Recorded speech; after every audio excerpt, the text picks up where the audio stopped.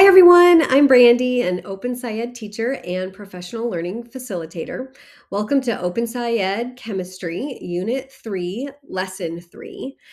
Since water is so important for our plans to live and work in space, in this lesson we'll talk about how we can tell if there's already water on other worlds. Let's take a look at how we got here. So during lesson 2, we figured out that water supports life and chemical reactions because of key properties like surface tension, high specific heat capacity, transparency, and its ability to dissolve many substances. In this lesson, we're wondering, how can we find evidence of the water we need on the surface of other objects in space? Here's the lesson at a glance. This investigation of surface features on the Earth, Moon, and Mars takes place in one 45-minute day. The teacher's guide says about 20 minutes of materials preparation is required. You'll need to decide if you want your students to access the satellite images from a link that you'll share with them, or if you'll print them out and put them in sheet protectors as suggested in the teacher's edition. In this lesson, the students brainstorm surface features and then what could cause those features. Next, the students examine satellite images from Earth to identify some of the features from their brainstorm lists. Finally, they analyze the satellite images from the Moon and Mars, looking for similar surface features. We figure out that some surface features on Earth were produced primarily by water erosion, while others were produced primarily by tectonic processes or meteor impacts. We also figure out that Mars has some surface features that look similar to those produced by water erosion on Earth, while the Moon's does not. We wonder whether other liquids could have formed the surface features on the Moon and Mars. So we figure out that Mars has the features similar to Earth's that are water eroded landscapes. The Moon does not have those features. And now for a few key moments. For a key moment in part 2, you'll capture your students' ideas as they brainstorm a list of possible features that we could look for in an image that are the result of water interacting with the surface, such as riverbeds or canyons or beaches.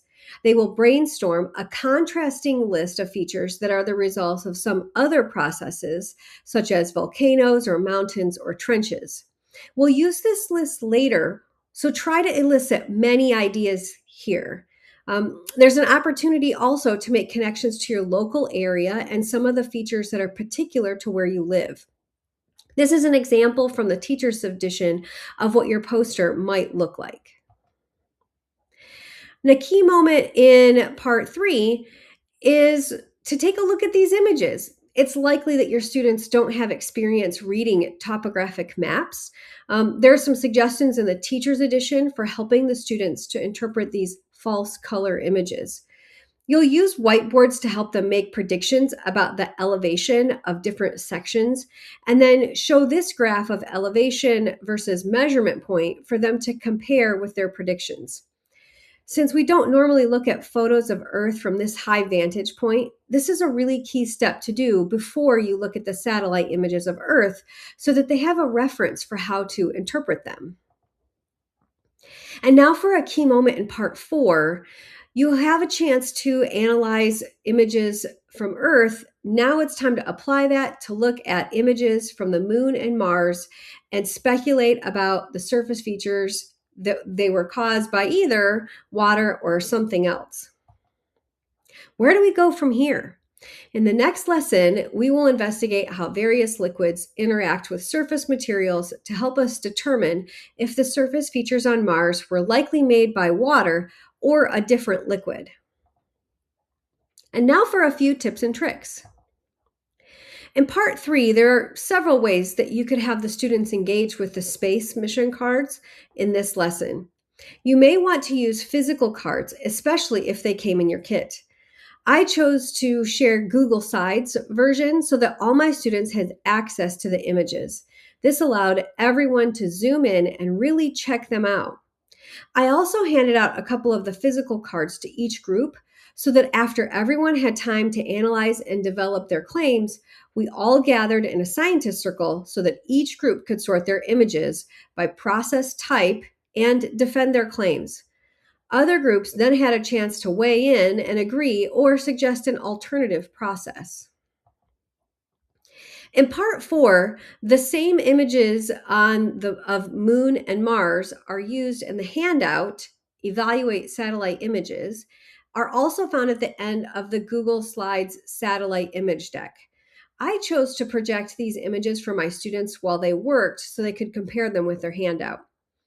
There are some sentence starters in the first box on the handout that prompt the students to make a claim about what process that landform was created by and what scientific knowledge or class evidence supports their claim.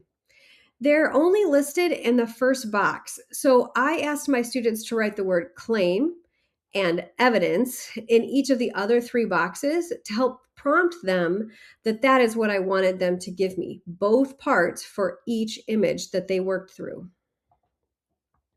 For the personal glossary, we will encounter many terms during this lesson. Some of these terms were co-constructed or encountered in the middle school grade band of NGSS or OpenSciEd middle school curriculum. Several of these terms may come up when you are looking at the satellite images. You know your students best, so you may choose to define some of these words and not others, depending on your context and your student's experience. The terms deposition and sediment will be really important for the investigation coming up in Lesson 4, so I highly recommend that you define those. For poster management, you'll be creating that surface features and causes poster that your students will see as a reference, and they'll use it as evidence to defend their claims about the features that they see in the satellite images of the Earth, the Moon, and Mars. You may choose to keep this poster available as a reference for the upcoming investigation that we'll do in Lesson 4, where they'll be looking for landforms that are created by various liquids. So, to recap, in this lesson, we made some claims about geologic processes that cause the formation of surface features on the Earth, Moon, and Mars. And up next in Lesson 4, we will investigate how liquids interact with surface materials to help us determine if the surface features on Mars were likely made by water. Good luck and have fun.